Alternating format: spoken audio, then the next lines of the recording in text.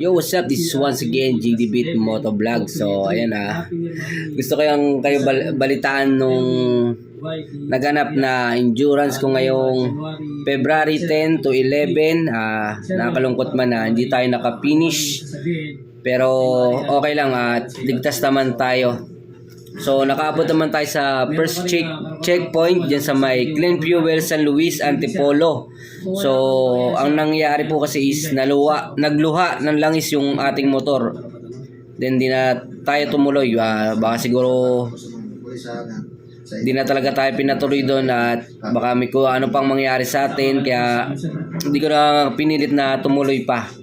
Yan, gusto ko lang magpasalamat sa Z1MC at hindi ako pinabayaan hanggang pag-uwi at maraming salamat din po pala kay Boss Raven. Yan, lalong di niya ako pinabayaan kasi simula Antipolo, pinasundo niya po ako at yung aking motor gamit ang kanyang sasakyan, tapos sinatid po ako dito sa may pabalik ng Bacoor. Yun, maraming salamat po, Boss Raven. Yan, mabuhay po kayo at mabuhay din po ang Z1MC. Para sa akin po, sa Z1MC, kayo po ang number 1. Yun, maraming salamat po.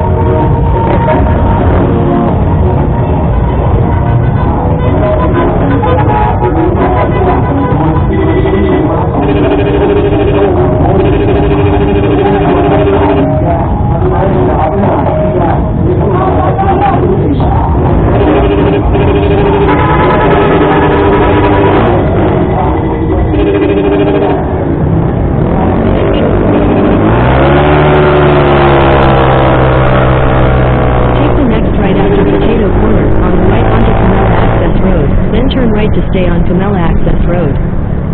In 500 meters, turn left.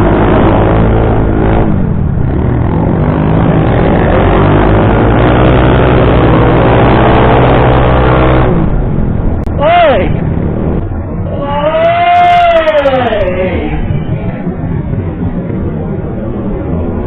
Oi!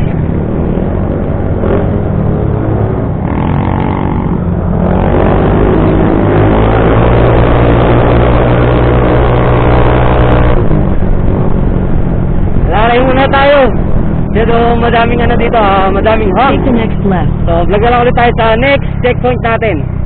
First checkpoint natin dito tayo sa Clean Fuel San Luis.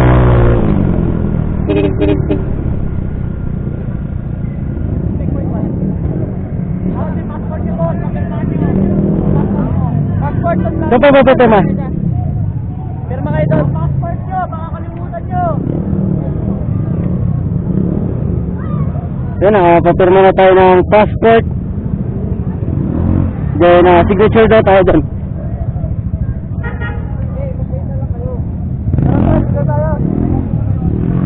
Shit!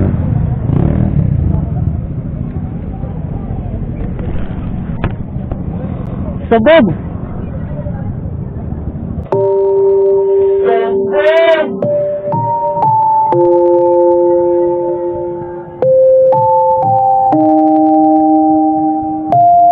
Sabog!